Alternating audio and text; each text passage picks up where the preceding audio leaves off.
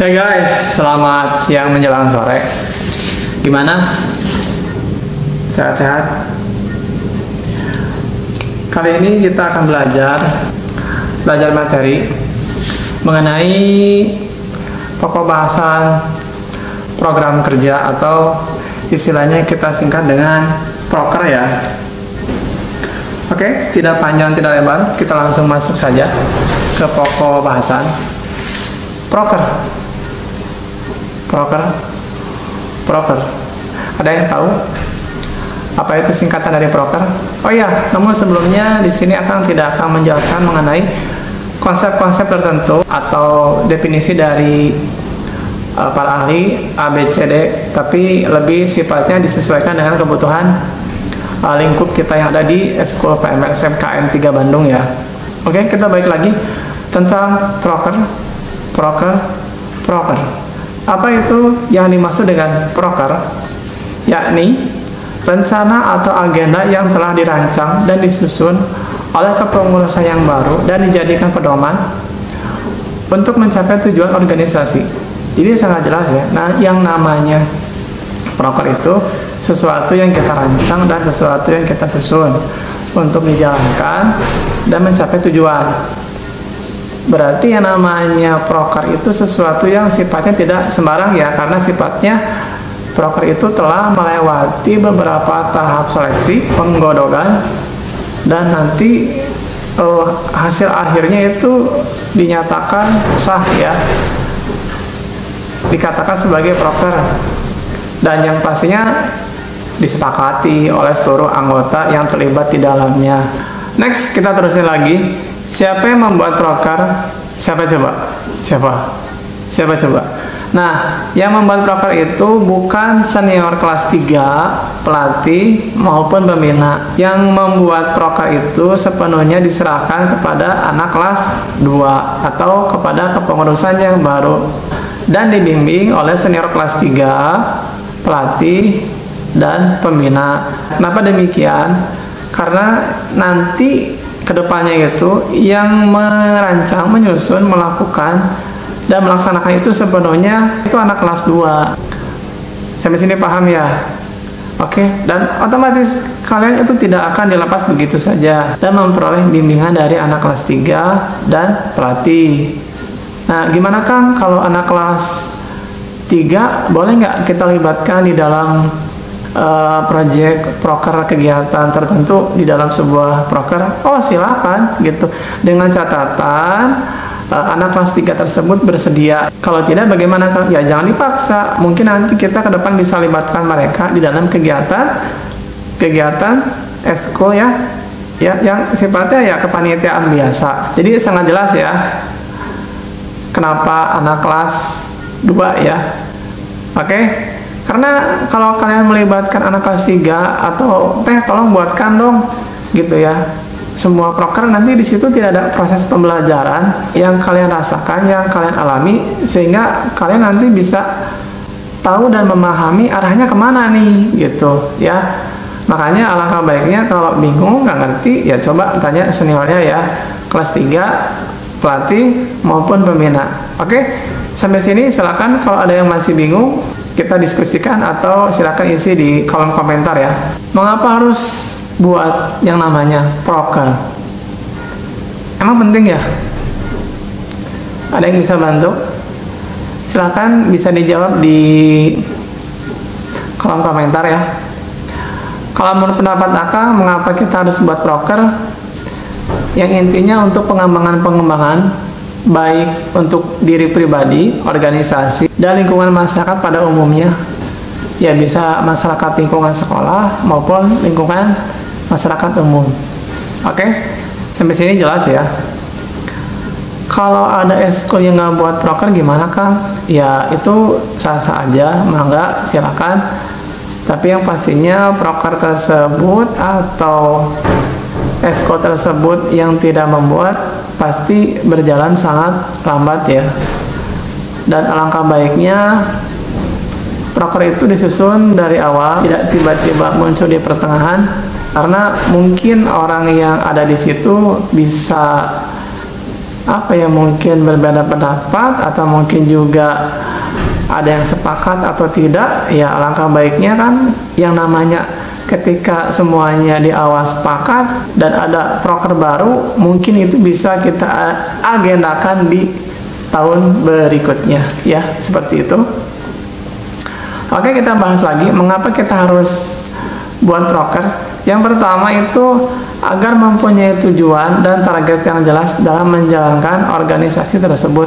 Ya sangat jelas ya, karena kita punya tujuan, kita punya target, mau apa lagi, dan nggak usah pusing, tinggal kita eksekusi, tinggal kita realisasikan proker-proker yang sudah kita rancang, susun ya, di dalam sebuah proyek yang sederhana. Tinggal dikomunikasikan dengan para anggota ya, dibimbing oleh para senior kelas 3, pelatih, pembina, dan selalu melakukan koordinasi dengan pihak sekolah. Ya enak lah kalau semuanya udah ada, udah ke setting, ya tinggal sok hayu, tinggal jalan bareng-bareng. Salah kita evaluasi, itu sifatnya wajar ya, itu lumrah. Yang penting ada proses pembelajaran di dalamnya. Next, yang kedua, menjaga eksistensi organisasi tersebut. Ya otomatis dengan kita merealisasikan proker-proker yang ada, ya otomatis nanti lingkungan yang ada di sekitar kita, ya baik dari teman-teman, guru, dari wakasek kesiswaan, mungkin juga ke kepala sekolah, ya pasti bakal tahu, oh siapa nih yang yang merealisasikan program kegiatannya gitu kan. Nah, namun ketika kita sering melakukan atau merealisasikan program kerja ya yang sifatnya project real gitu, alangkah baiknya kita juga terlibat secara aktif. Jadi jangan sampai merealisasikan program kerja namun di satu sisi kalian di sini tidak terlibat secara aktif, ya amat sayang lah ya, karena di situ sekali lagi tidak ada transfer ilmu ya di dalam proses pembelajaran itu sendiri. Jadi amat sayang. Yang ketiga, tetap semangat mempertahankan prestasi. Ya otomatis mempertahankan prestasi. Yang pertama, ya kalau biasa kita sering ikutan perlombaan, ya ditingkatkan lagi prestasi pialanya ya, seperti itu. Namun tidak terbatas hanya piala. Ketika kita bisa mempertahankan dan meningkatkan program kerja yang ada, katakan juga prestasi ya. Karena apa? Karena akan yakin kalian sesibuk apapun posisinya kan, yang pertama kalian sebagai siswa dan sebagai anggota ya, karena akan yakin di situ pasti yang namanya energi kalian itu terkuras ya. Di satu sisi kalian harus belajar dan di satu sisi kalian harus aktif ya di organisasi. Maka dari itu silakan ya diatur, dimanage, dan semuanya bisa berjalan dengan baik. Next, yang keempat, menanamkan dan memunculkan rasa kebersamaan dan kepemilikan organisasi. Ya otomatis ya akan menimbulkan rasa kebersamaan dan rasa memiliki. Ya itu pasti ada dan yakin timbul. Nah kalau nggak ada bagaimana Kang? Ya tinggal dikomunikasikan, kita cari permasalahan, lalu kita atasi secara bersama-sama. Insya Allah nggak susah, asal kitanya mau ya, kita lakukan komunikasi sederhana. Ya masalahnya apa, kita cari solusi bersama-sama, udah gitu. Ketika masalah itu beres, udah jangan diungkit-ungkit lagi. Atau mungkin ketika kita libatkan di dalam sebuah rapat untuk membahas masalah tersebut, silakan untuk berpendapat di dalam rapat tersebut gitu ya, dengan cara yang sopan dan santun. Namun ketika keluar, ya udah permasalahan tersebut itu semuanya clear ya, aman. Oke. Yang kelima, mengapa kita harus berproker? Ya supaya belajar dan menambah pengalaman. Otomatis ya, dengan kalian bisa membuat proker, ada ilmu lebih yang kalian dapatkan di organisasi. Next, kita teruskan kembali. Kapan buat proker? Ya proker dibuat itu ketika kepengurusan periode sebelumnya itu dinyatakan lengser di dalam musyawarah anggota dan telah terpilih dan terbentuk kepengurusan yang baru di tahun ini atau saat ini. Nah untuk tempo pembuatan biasanya sih kita kurang lebih 14 hari kerja atau maksimal 1 bulan ya. Kalau mungkin ada kesulitan, ada hambatan, bisa di konsultasikan agar proses pembuatan proker itu dapat terselesaikan dengan baik.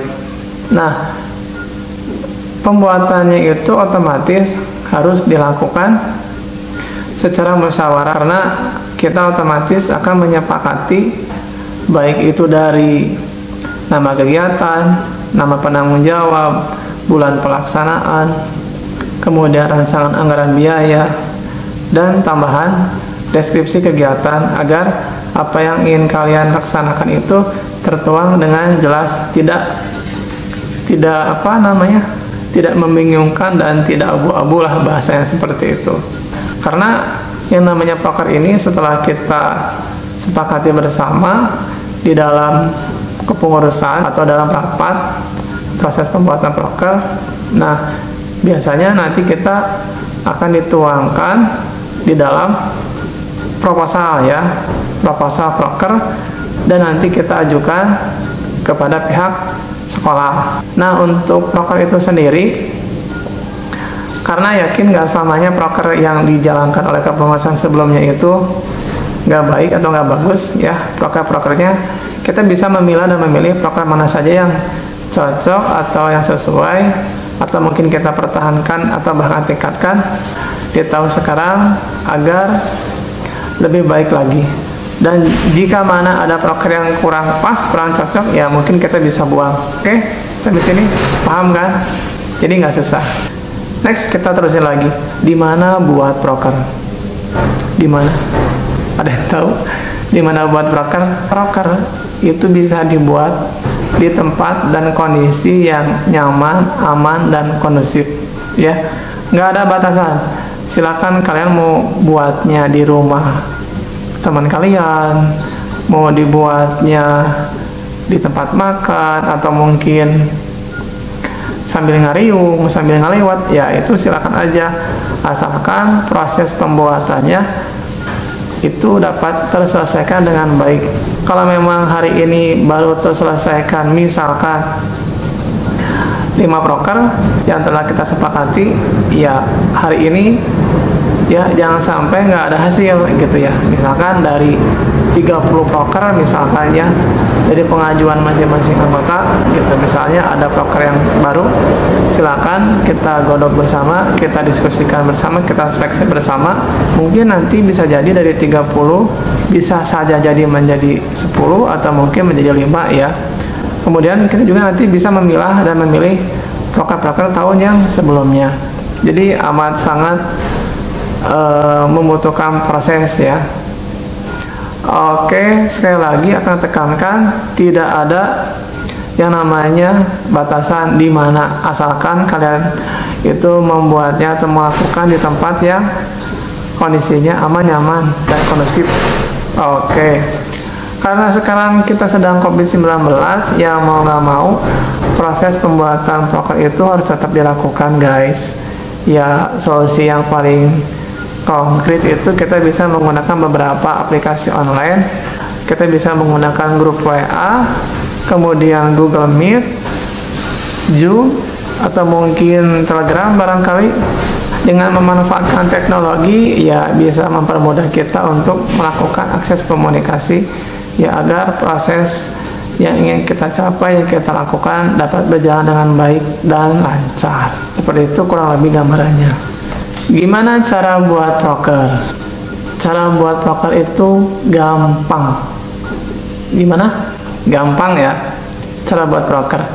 Yang pertama, kita bisa memilih dan memilah proker-proker sebelumnya, karena akan yakin angkatan periode sebelumnya itu prokernya banyak. Silakan kalian pilih-pilih ya, mana yang bisa kalian pertahankan untuk periode saat ini, mana yang kurang baik, ya silakan kalian itu bisa hapus dari atau kalian buang untuk proker di kepengurusan saat ini atau kepengurusan periode yang baru. Itu yang pertama.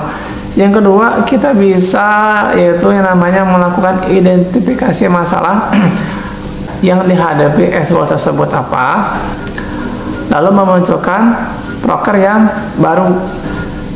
Ya prosesnya ya silakan ya dengan cara musyawarah gitu. Nah, nanti dengan cara musyawarah dari situ banyak arus informasi, dari situ nanti muncul, oh berarti proker yang harus saya usulkan itu prokernya adalah ABCD. Nah, nanti dari situ kita bisa merealisasikan program tersebut atau tidak ya berdasarkan kesepakatan gitu. Karena tanpa kesepakatan, tanpa deal atau tanpa sesuatu yang jelas, ya yakin itu semuanya omong kosong, nggak akan berjalan itu ya. Dan yang ketiga, mungkin kita bisa cari ya, atau bisa kita searching di Google, misalnya apa gitu ya. Nanti kita sesuaikan dengan kebutuhan yang ada di eskul kita supaya makin mantap, supaya makin berkembang. Kemudian yang keempat itu silakan kalian cari sendiri dari buku-buku, itu bisa, atau mungkin juga dari pengalaman kalian, ya itu silakan. Dan yang pastinya itu jangan lupa nanti kalian itu bikin proker, nama penanggung jawab, kemudian rancangan anggaran biaya, bulan pelaksanaan, kemudian deskripsi kegiatan ya. Setelah itu semua beres, nanti kita sepakati dan nanti kita susun di dalam sebuah proposal proker, dan nanti kita ajukan kepada pihak sekolah atau Wakasek untuk diketahui program-program apa saja yang akan kita laksanakan selama 1 tahun berjalan. Oke, bila mana ada hal yang ingin disampaikan atau ingin didiskusikan, silakan isi di kolom komentar. Cukup sekian materi kali ini. Oke, terima kasih, bye.